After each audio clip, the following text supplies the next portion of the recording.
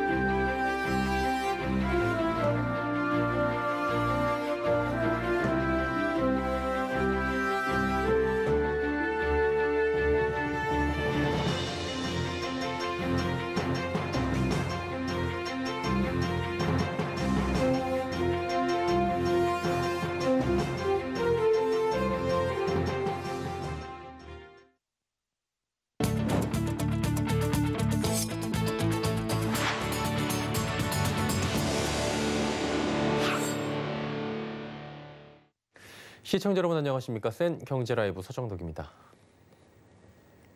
일부 증권업계가 코스피 지수가 8개월 연속 상승하자 기술적 부담을 해소하는 과정이 필요하다는 의견을 제시했습니다. 흥국증권은 1980년 코스피가 시작된 이후 9개월 연속 상승한 사례는 없었다며 증시 급락을 예고하는 것은 아닌데 코스피의 더 큰 상승을 위해 단기적으로 쉬어가야 할 명분이 높아지고 있다고 설명했습니다. 이어 기술적 부담을 해소하는 과정에서 연준의 긴축 불확실성과 가을철 변이 바이러스 유행 등 대내외의 리스크를 소화하는 과정이 필요하다고 분석했습니다. 자회사 상장에 힘입어 상승세를 이어가던 카카오가 공매도 집중 포화에 멈춰섰습니다.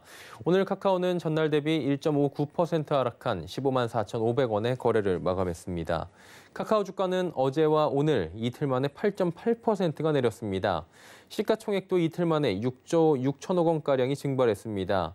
주가 수익 비율이 너무 높다는 판단이 나오며 투자자들의 매도 심리를 자극한 건데 공매도와 함께 외국인도 이틀 동안 3,915억 원어치를 팔아치우며 주가 하락을 이끌었습니다.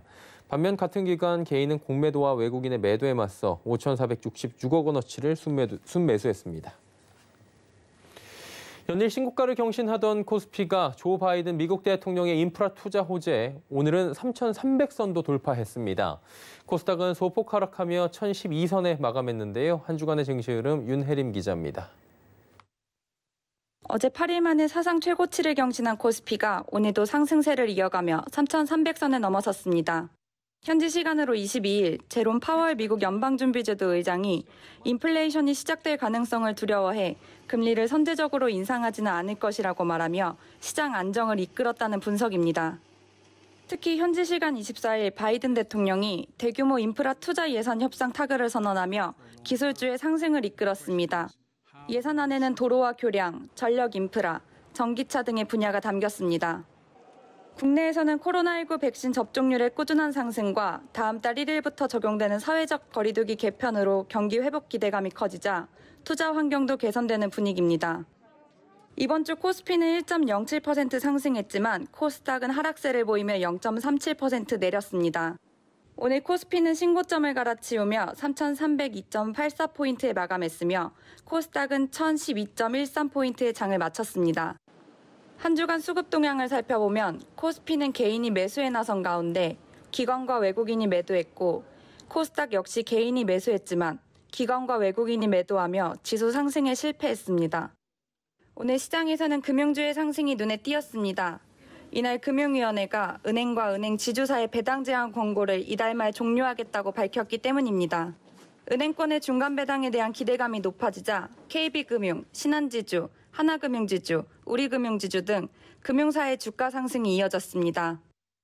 이번 주는 전기전자 업종이 꾸준히 상승했습니다. 증권업계는 전기전자 업종이 2분기 실적도 양호할 것으로 전망되며 반도체 수급 이슈나 언택트 수요에 대한 불확실성도 2분기를 고점으로 완화되고 있다는 분석입니다.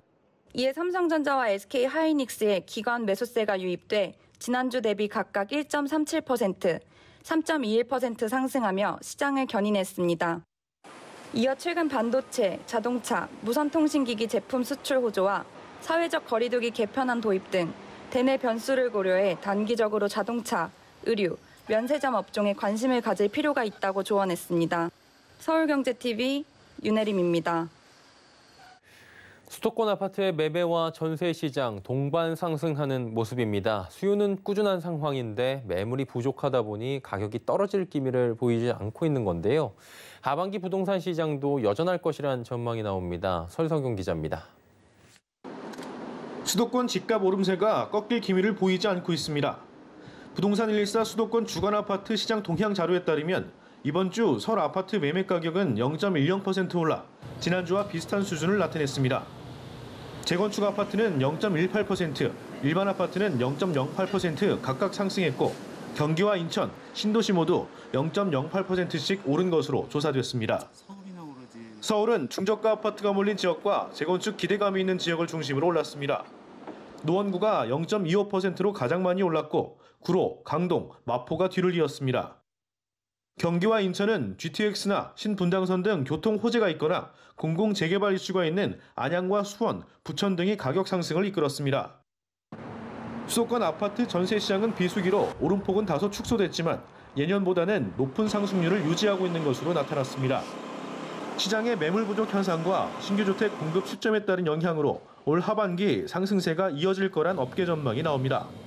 시장에서 거래될 수 있는 매물이 다양하게 확보가 되어 있어야 되는데 다양한 매물을 확보하지 못하다 보니까 호가 중심으로 거래가 되고 이런 것들이 가격에 반영되다 보니까 시장에서 가격이 떨어지기는 힘든.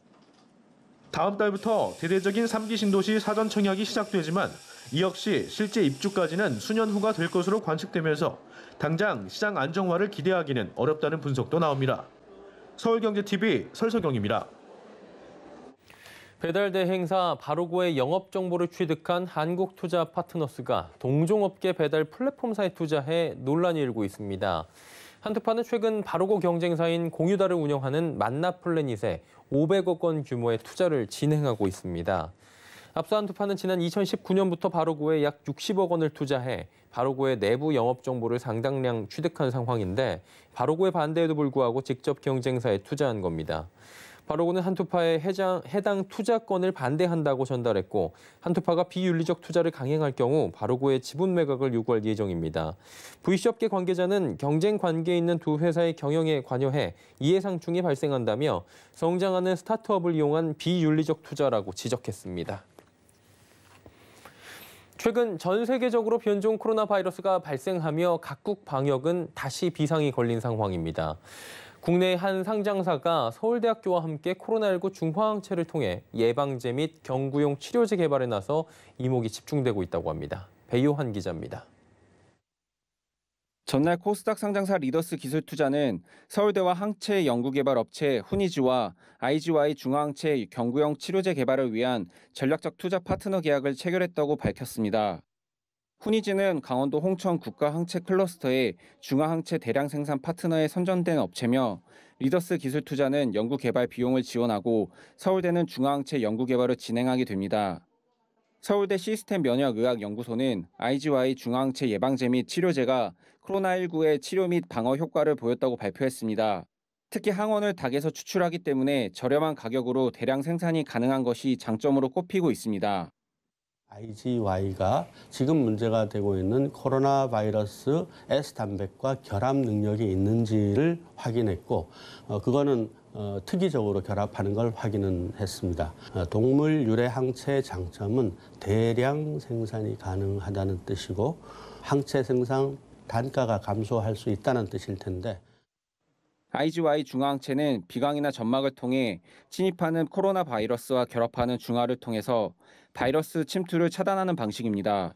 최근에는 에어로졸 형태의 비강 스프레이 예방제 개발을 완료해 본격 생산을 앞두고 있는 것으로 알려졌습니다.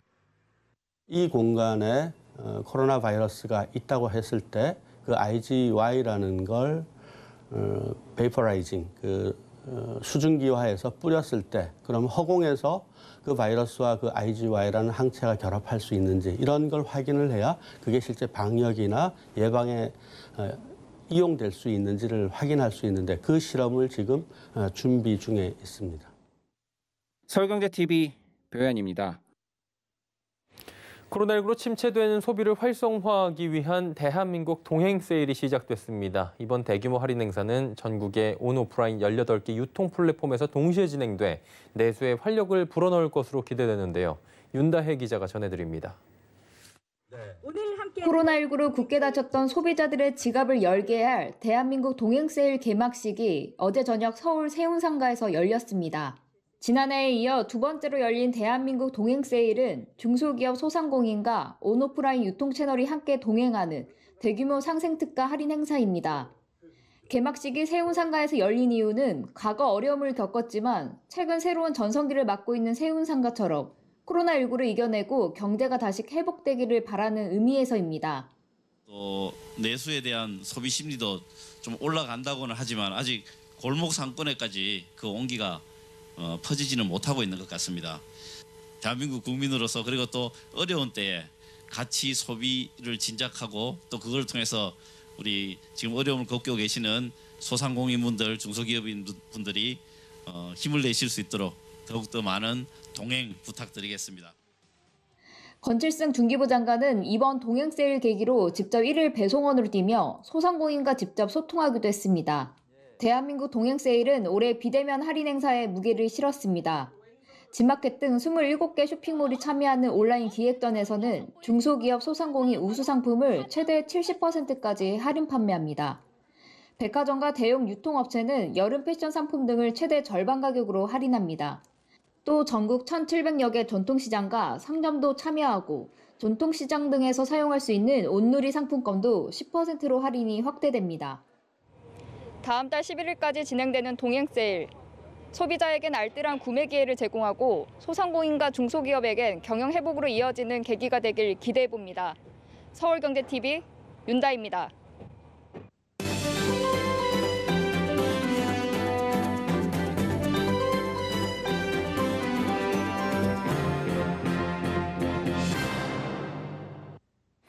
예, 잘 알고 계신 미스터 피자, 2000년대 초반 국내 피자 시장에서 무서운 성장세를 보이며 피자 브랜드 1위까지 오르기도 했다고 합니다. 하지만 전 대표의 갑질 논란, 또 빠르게 변화하고 있는 외식 트렌드 변화, 코로나19, 이러한 여러 가지 변화에서 적응하지 못하며 장기화된 침체를 맞기도 했다고 합니다. 미스터 피자로 잘 알려진 MP그룹, 최근 MP 대산으로 사명을 변경한 뒤에 과거의 명성을 찾고 또 글로벌 외식 기업으로 도약하겠다는 포부를 밝혔다고 하는데요. 자세한 이야기 들어보도록 하겠습니다. 이종영 MP 대산 대표와 함께하도록 하겠습니다. 어서 오세요. 예, 반갑습니다. 예, 반갑습니다. 귀한 시간 내주셔서 진심으로 감사드리고요. 간단하게 소개를 먼저 좀 들어볼까요? 예, 저는 MP 대산 대표이사 이종영이라고 합니다. 반갑습니다. 예, 반갑습니다. 예. 이제 하나하나 조금씩 여쭤볼 텐데 MP 그룹에서 MP 대산으로 사명이 이번에 변경이 된 걸로 저희가 들었고요. 사실 MP 대산은 우여곡절이 조금 있었던 걸로 대중들도 알고 있을 겁니다. 지금은 이제 뭐 사업 다각화, 새로운 도약 준비한다라고 저희가 말씀을 드렸는데 최근에 어떤 변화를 좀 가졌는지 개괄적으로 좀 듣고 시작을 해야 될 것 같아요. 예, MP 대산하면 아마 많은 분들이 좀 생소하실 것 같습니다. 그럴 수 있어요. 예. 예. 하지만 시청자분들도 미스터 피자 브랜드는 잘 알고 계실 거라고 생각합니다. 예. 바로 MP 대산은 미스터 피자 프랜차이즈 사업을 주로 하는 회사입니다. 예. 예. 2009년 미스터 피자가 코스닥에 상장할 당시 영어 약칭인 MP가 들어간 MP 그룹으로 그때 상장을 하였고요. 예. 그리고 최근 저희가 대산포크를 인수하면서 법인명을 MP 대산으로 바꾸게 되었습니다. 예. 몇 년 차죠, 지금 브랜드가? 저희가 지금 미스터 피자는 올해로 31년 차를 맞는 대한민국 장수 피자 브랜드입니다. 1990년 이화여대 1호점을 시작으로 2000년에 중국 시장에 진출하였고요. 예. 그리고 2008년에는 해외 브랜드를 누르고 국내 1위 브랜드로서 명성을 크게 올렸습니다. 예. 그리고 2012년 매출 약 1,800억 원까지 달성해서 예. 많은 고객들한테 사랑을 받았었죠. 예.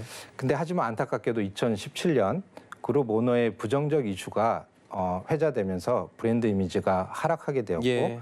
그때 고객 불매 운동 등 많은 어려움을 겪으며 주식 거래 중단 사태까지 발생을 하였습니다. 예. 하지만 지난 9월 오너의 경영권 매각을 통해서 지금의 사모펀드가 경영권을 확보하였고요. 예. 새롭게 구성된 경영진을 중심으로 사업 구조 조정과 그리고 인수합병을 통한 예. 신사업 등을 추진하며 빠른 정상화에 현재 노력하고 있습니다.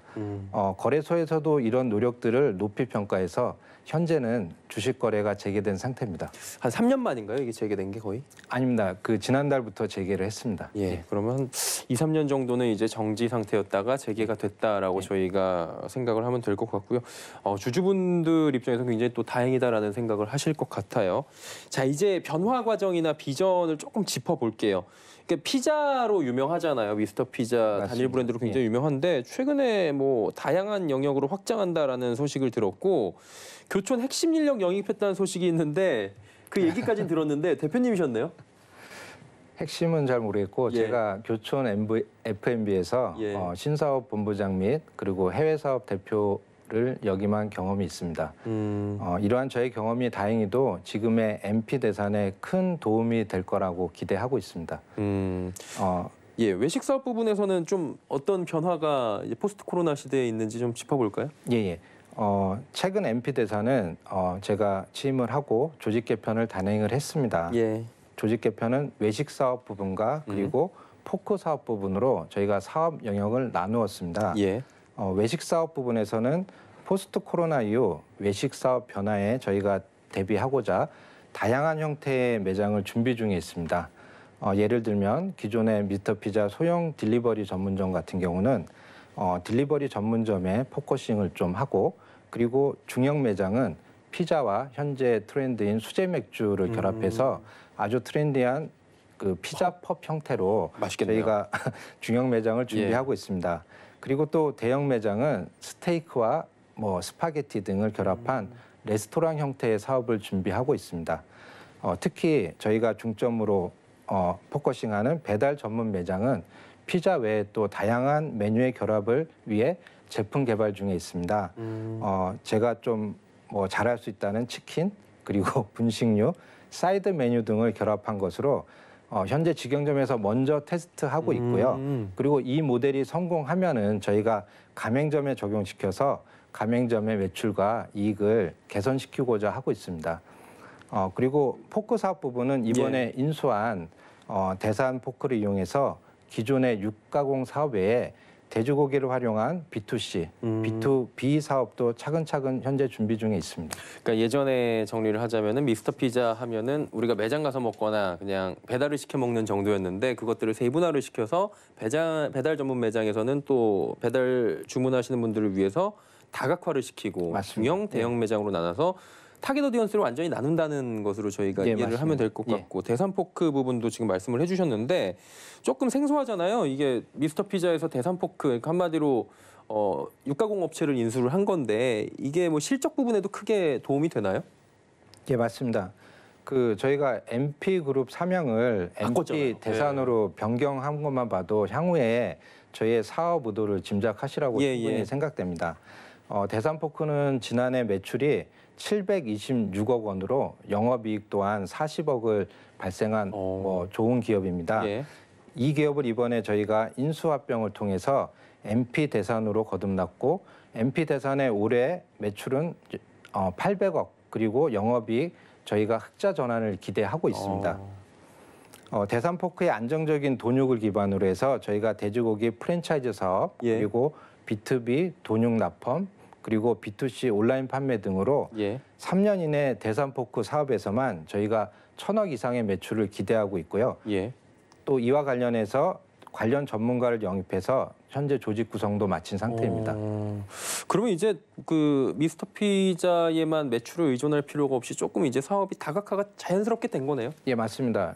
미스터 피자가 기존에는 그 미스터 피자 프랜차이즈 사업에만 매출을 의존을 했었는데 이제는 매출 구조를 개편을 해서 양축을 기반으로 한 밸류 체인을 구성해서 보다 안정적인 종합 외식 식품 프랜차이즈로 변화하는 과정이라고 할 수 있겠습니다. 이거 굉장히 그 사업 영역이 다각화가 되고 있는 부분을 하나하나 저희가 지금 짚어봤는데 국내에서 한정된 게 아니라 이게 또 해외 쪽으로도 뭐 강화하고 이런 계획이 있으면 좋을 것 같은데 해외 진출이나 이런 계획은 없습니까? 예, 있습니다. 포스트 코로나 이후 해외 사업이 이제 본격화될 거라고 예. 예상을 하고 있고요. 저희가 현지 중국 기업에서 프랜차이즈 개발 업무를 담당하던 전문가를 영입해서 최근 해외 조직을 개편을 하였습니다. 예. 먼저 해외 사업은 중국 사업에 전념해서 현재 127개 매장을 내년까지 160개까지 확대할 예정에 있습니다. 예. 중국에서의 미스터 피자 위상은 사실 국내보다 훨씬 높다고 할 수 있습니다. 예. 중국 내 피자 브랜드 중 매장당 배달 매출이 1, 2위를 차지할 정도로 탑급이네요, 그러면. 맞습니다. 예. 인기를 끌고 있는데요. 현지 저희 합작 파트너사인 골든 이글 그룹과도 코로나로 주춤했던 매장 오픈을 향후 본격적으로 하기로 합의하였습니다. 미스터 피자는 현재 상하이를 중심으로 해서 장수성, 인후이성 등 지역 등의 44개 매장을 그리고 베이징을 중심으로 한 텐진, 허베이 등 지역에 84개 매장을 운영하고 있습니다. 예. 국내 단일 브랜드가 해외 매장에 진출해서 100개 이상을 매장을 오픈한 사례는 아마 손꼽힐 것입니다. 그렇군요. 예. 그렇기 때문에 미스터 피자는 해외에서 로열티를 받는 국내 브랜드라는 자부심을 가지고 해외 사업에 더욱 박차를 가하도록 하겠습니다. 예. 그리고 미스터 피자는 코로나 상황이 진정되는 대로 예. 중국뿐 아니라 태국을 비롯한 베트남, 동남아 국가에도 새로운 컨셉과 그리고 서비스로 재무장해 해외 사업을 확장해 나갈 계획이 있습니다. 예, 코로나가 빨리 종식되기를 지금 바라고 계실 것 같아요. 이거 사업을 확장해야 되는 이런 기대감이 굉장히 크실 것 같은데 이야기하다 보니까 이제 마지막 말씀을 좀 여쭤봐야 될 것 같습니다. MP그룹의 향후 방향성에 대한 이야기, 비전에 대한 이야기를 시청자분들께 이제 마지막으로 한 말씀 부탁드릴까요? 예. MP 대산이라는 저희가 사명으로 초심으로 다시 시작하려고 합니다. 예. 기업이 초심을 잃고 그리고 경영자가 고객을 중시하지 않아 결국 소비자로부터 기업이 외면당하는 그런 사례를 저희가 너무 가까이서 지켜봤습니다. 이를 반면교사 삼아 새롭게 시작하는 종합 외식식품 기업인 MP대사는 데이원 선포식을 진행을 했습니다. 네. 고객을 위해 최선의 노력으로 최고의 제품을 제공한다는 신념을 모든 임직원들과 함께 약속하였고 저희가 매일 아침 데이원을 되새기는 시간을 갖고 있습니다. 예. 올해는 상장 유지를 위한 영업이익이 단기 과제로 영업이익 흑자 전환을 단기 과제로 제일 먼저 삼고 있고요. 예. 그리고 내년부터는 공격적인 마케팅과 본격적인 신규 사업을 통해 매출 1,500억을 달성하고 2025년에는 매출 3천억의 중견 기업으로 성장하고자 합니다. 예. 아마 그때가 되면 국내 1등 피자 브랜드의 명성을 다시 되찾을 수 있지 않을까 기대해 봅니다. 예. 또한 해외 사업도 2025년 중국 내 300개 매장을 오픈하여 연간 로열티 500만 불을 받는 글로벌 외식 기업 브랜드로서의 자부심도 가질 수 있도록 노력하겠습니다. 예, 말씀해 주신 대로 신뢰를 통해 국내외에서 또 다시금 쭉쭉 뻗어나가는 MP 대산이 되기를 저희도 함께 응원하도록 하겠습니다. 오늘 말씀 여기까지 듣도록 하겠습니다. 이종영 MP 대산 대표와 함께했습니다. 고맙습니다. 감사합니다.